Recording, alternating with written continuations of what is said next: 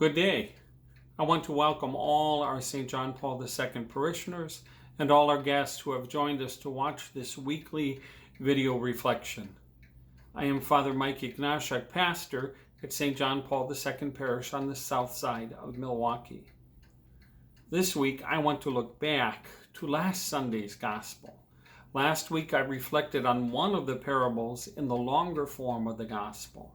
This week, I want to focus on a different parable, the one heard in both the long and short forms of the Gospel. The parable I want to reflect on is the parable of the sower who sows good seed and yet finds that weeds are among the wheat. The servants are eager to pull the weeds, but curiously, the sower chooses not to have them do so, out of fear that they will also pull up some of the wheat. This is another instance of Jesus telling us a story that we readily accept as making sense when, if we stop and think about it, it does not. Every gardener knows you must pull the weeds, or it will reduce the crop and possibly choke out the plants you have chosen to raise. Most gardeners know that you often must thin the crop itself so that the seeds sown too closely together may have room for a larger fruit to form. Carrots are an example. The seeds are so fine, you sow them in a row and only later have to thin them out, sacrificing small plants so that others may form a substantial crop. If this is common wisdom, what kind of farmer is Jesus telling us about? I believe that he is describing a farmer who has a different kind of wisdom. The sower of the seeds is afraid that the servants will not be able to distinguish between the weeds and the wheat. The sower also is not willing to sacrifice even one stalk of wheat in the effort to pull the weeds.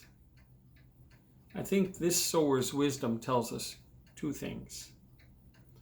First, the one who sows faith into our hearts does not want to lose any one of us, not even the one that may seem most insignificant.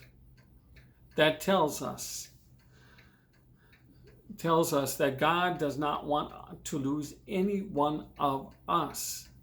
His love is such that he will not risk the loss of even one of his precious children, or the seed of faith he has planted in our hearts. This parable then becomes more about God than anything else.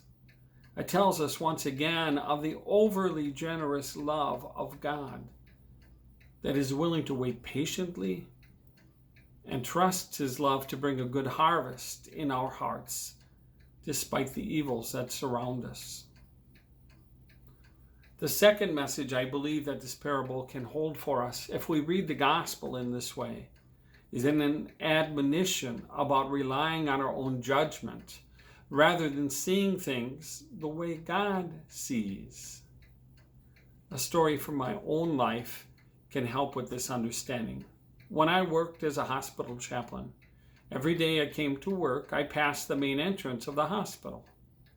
One year, the maintenance staff created some new raised flower beds, which visitors and employees would pass each time we entered the hospital. They built the boxes to house these flowers in early spring, and then carefully plants were added for each season. For several weeks, however, I saw these ugly, tall, lanky weeds growing in the middle of the flower beds.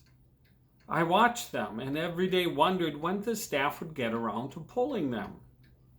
After about 2 weeks, I was almost ready to volunteer myself to pull those ugly things when I mentioned my concern to one of my co-workers at the hospital. And they looked at me aghast and said, "Please don't. Those are hollyhocks." My co-worker advised me to just wait. And sure enough, within a few weeks more time, those gangly weeds had transformed into very tall, stately stalks covered with beautiful bell-shaped flowers.